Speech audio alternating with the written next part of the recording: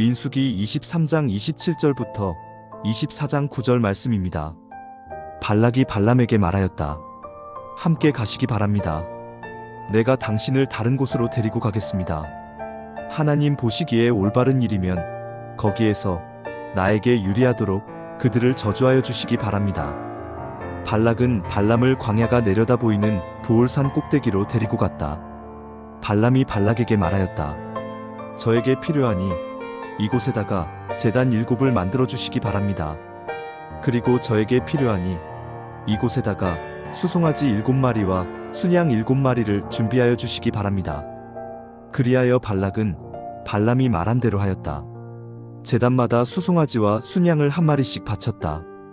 발람은 자기가 이스라엘에게 복을 빌어주는 것이 주님의 눈에 좋게 보였다는 것을 알고는 매번 의뢰하던 것처럼 마술을 쓰려 하지 않고 대신 광야 쪽으로 얼굴만 돌렸다. 발람은 눈을 들어 지파별로 진을 친 이스라엘을 바라보았다. 그때에 그에게 하나님의 영이 내렸다. 그는 예언을 선포하였다. 부올의 아들 발람의 말이다. 눈을 뜬 사람의 말이다. 하나님의 말씀을 듣는 사람의 말이다. 환상으로 전능자를 뵙고 넘어졌으나 오히려 두 눈을 밝히 뜬 사람의 말이다. 야곱아, 너의 장막이 어찌 그리도 좋으냐? 이스라엘아, 너의 사는 곳이 어찌 그리도 좋으냐? 계곡처럼 뻗었구나. 강가의 동산 같구나. 주님께서 심으신 침향목 같구나. 냇가의 백향목 같구나. 물통에서는 물이 넘치고 뿌린 씨는 물을 흠뻑 먹을 것이다. 그들의 임금은 아각을 누르고 그들의 나라는 널리 위세를 떨칠 것이다. 하나님이 그들을 이집트에서 이끌어내셨다. 그에게는 들소와 같은 힘이 있다. 그는 나라들, 곧 대적들을 집어삼키고 대적들의 뼈를 찢부수며 활을 쏘아 대적들을 꿰뚫을 것이다. 엎드리고 웅크린 모양이 수사자 같기도 하고 암사자 같기도 하니 누가 감히 일으킬 수 있으랴? 너에게 복을 비는 이마다 복을 받을 것이요 너를 저주하는 자마다 저주를 받을 것이다. 정말 긴 시간 동안 발락 왕과 발람 주술사의 이야기를 우리가 보고 있습니다. 이번 주 내내 보는 것 같아요. 그러나 결론은 늘 똑같죠. 발락도 그렇고 발람도 그렇고 어떻게든 이스라엘을 저주하려고 애쓰며 나아가지만 하나님께서는 그때마다 그들을 꺾으셔서 저주하지 못하고 도리어 저주에 실패하는 것뿐만이 아니라 이스라엘을 축복할 수밖에 없게 하십니다. 오늘 본문에서도 발락은 높은 곳에서 또 이스라엘의 뒷부분을 보면 저주가 가능하지 않을까. 이게 어떤 논리인지 좀 궁금하긴 한데 어쨌든 그렇게 생각을 했답니다. 그래서 다시 브올산 꼭대기로 올라가서 똑같은 일을 하죠. 그러니까 발락은 포기하지도 않는 겁니다. 발람 또한 하나님께서 이 정도 하셨으면 정말 기뻐하지 않으시는 일이고 허락하지 않으시는 일이구나 라고 하면서 정리해도 될 법한데 계속해서 그 방법을 함께 찾고 있는 것을 볼 수 있습니다. 그러니까 발락도 그렇고 발람도 그렇고 하나님의 뜻이 어떻게 되어져 가는지 우리의 한계가 너무 명백하게 보이는 그 순간조차도 포기하지 못하는 어리석음이 나타나고 있는 것입니다. 이번에는 어떤가요? 마찬가지입니다.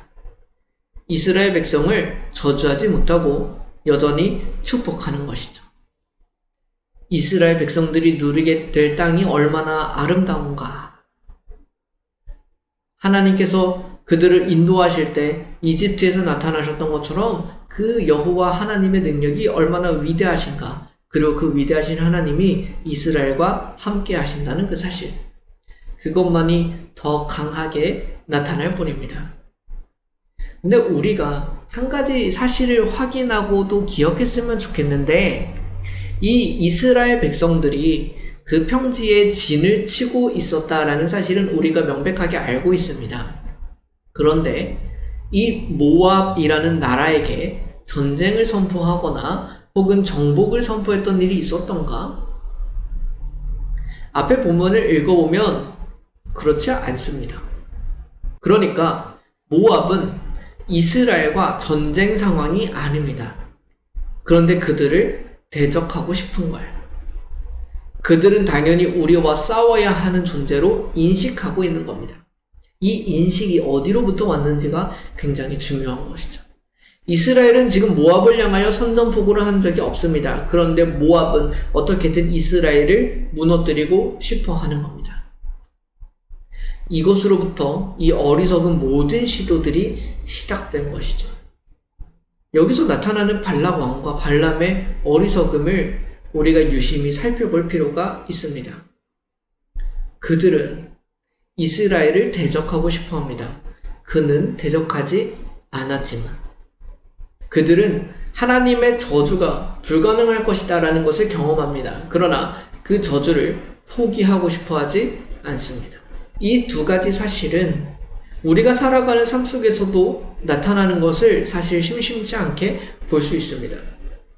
그가 나한테 딱히 잘못한 것은 없을 수 있고 내가 딱히 다른 사람들과 대적할 것까지는 아닙니다.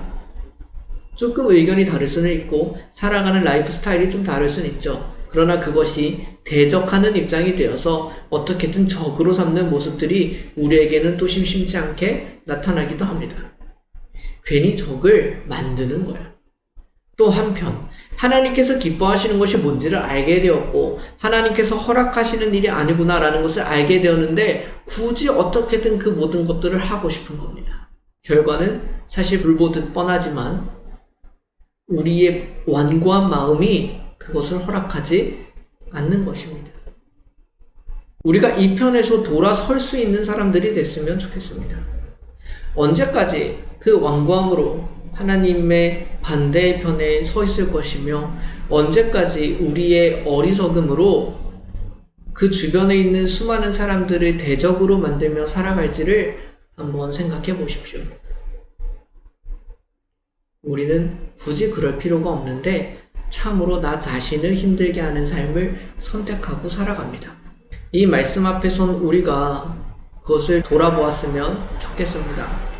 그래서 예수님께서도 또 수많은 구약 선지자들도 우리의 마음을 완고하게 하지 말고 부드럽게 하라고 가르쳐 주십니다.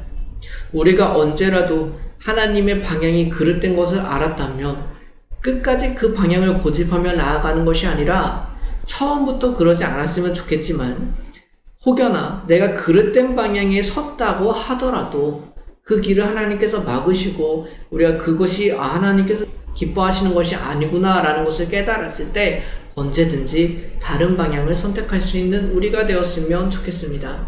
예수님께서는 우리에게 그 부드러운 마음을 주시겠다고 약속하셨습니다. 에스겔 선지자를 통해서도 하나님께서는 돌과 같은 우리의 마음을 깨뜨리시고 부드러운 살과 같은 마음을 주시겠다고 분명히 약속하셨습니다. 우리가 여기서 구할 것은 그 마음입니다. 하나님, 혹여나 우리가 정말 어리석은 모습으로 이 완고함으로 누가 보아도 그릇된 방향을 꺾지 못하고 살아가는 것은 아닌지 정말 우리의 돌과 같은 마음을 부셔주셔서 정말 우리의 마음을 완고하지 않고 부드럽게 해주셔서 깨달을 때 온전히 돌이킬 수 있는 사람들이 되었기를 구하는 자들이 되었으면 좋겠고 하나님을 향하여 또 이웃을 향하여도 그 부드러운 마음을 소유한 우리가 되었으면 좋겠습니다. 잠시 함께 기도합시다. 하나님 아버지, 주님께서는 침묵하시는 분이 아니십니다. 무엇이 그릇된 것인지 주님은 알려주셨고 말씀해 주셨습니다. 다만 그 말씀에 순종하기 싫은 인간들만이 있을 뿐입니다. 주님, 우리의 마음도 사실 별반 다르지 않습니다. 무엇이 옳은지 알지만 그렇게 하기 싫고 무엇이 옳지 않은 줄 알지만 그렇게는 하고 싶은 그 완악한 죄성의 마음이 우리들 가운데 있습니다. 심지어는 하나님께서 다시 한번 가르쳐 주시고 경험하게 하셔서 실패를 경험하고 나서도 어떻게든 내가 그래도 한번 해보겠다고 나아가는 그 돌과 같은 마음이 나타나는 순간들도 있습니다. 하나님, 이런 완악하고 완고한 우리를 불쌍히 여겨주셔서 우리의 돌과 같은 마음을 부셔주시고 부드러운 살과 같은 마음을 허락하여 주셔서 하나님의 말씀에 순종하게 하시되 혹여나 때로 하나님께 불순종하여 올바르지 않은 길을 선택할 때라도 하나님께서 그것을 알게 하시고 깨닫게 하시는 순간 더 이상 또 욕심 부리지 않고 그때라도 하나님께로 돌이키며 살아갈 수 있는 우리가 되게 하여 주옵시고, 하나님의 말씀 앞에서뿐만이 아니라 다른 사람들과의 관계 속에서도 얼마든지 다시 옳은 것을 선택하고 다시 사랑을 선택하고 나아갈 수 있는, 완악하고 완고한 마음으로 이웃을 대하는 것이 아니라 부드러운 품을 수 있는 마음으로 이웃을 대하는 우리가 되게 하여 주옵소서. 주님께서 우리의 마음 가운데 그렇게 거하여 주시고 역사하여 주시기를 간절히 소원하며 우리와 함께 하시는 예수 그리스도의 이름으로 기도드립니다. 아멘.